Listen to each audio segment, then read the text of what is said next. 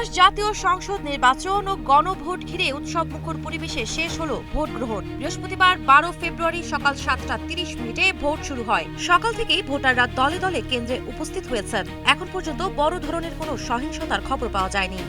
অংশগ্রহণকারী রাজনৈতিক দল ও নির্বাচন পর্যবেক্ষকরা সামগ্রিক পরিবেশ নিয়ে সন্তোষ প্রকাশ করেছেন। 2024 সালের জুলাই অভ্যুত্থানে শেখ হাসিনা সরকারের পতনের পর এটি দেশের প্রথম জাতীয় নির্বাচন। ফলে দেশীয় আন্তর্জাতিক অঙ্গনে ভোটটি বিশেষ গুরুত্ব পেয়েছে। আন্তর্জাতিক সংবাদ মাধ্যমগুলো নিবিড় নজর রাখছে বাংলাদেশের দিকে। আল জাজিরা জানিয়েছে, কড়া নিরাপত্তা ব্যবস্থার মধ্যে ভোট গ্রহণ শুরু হয়েছে। তবে আওয়ামী লীগের ঘাঁটি হিসেবে পরিচিত গোপালগঞ্জে ভোটার উপস্থিতি তুলনামূলক কম বলেও উল্লেখ করেছে তারা। রয়টার্স এই নির্বাচনকে ঐতিহাসিক আখ্যা দিয়ে বলেছে, জেনজির অভ্যুত্থানের পর দেশের স্থিতিশীলতার জন্য ভোটটি গুরুত্বপূর্ণ। বিবিসি বলছে, 15 বছরের শাসনের অবসানের পর আয়োজিত এই নির্বাচনে তরুণ ভোটাররা বড় ফ্যাক্টর হয়ে উঠেছিল।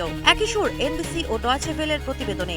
তাদের মতে এই ভোট বাংলাদেশের ভবিষ্যৎ রাজনৈতিক স্থিতিশীলতার জন্য গুরুত্বপূর্ণ। টাইমস অব ইন্ডিয়া অন্তর্বর্তী সরকারের প্রধান অধ্যাপক ডক্টর মোহাম্মদ ইউনূসের উদ্ধৃতি দিয়ে লিখেছে, এই নির্বাচন মুক্তির দিন ও নতুন সূচনার প্রতীক।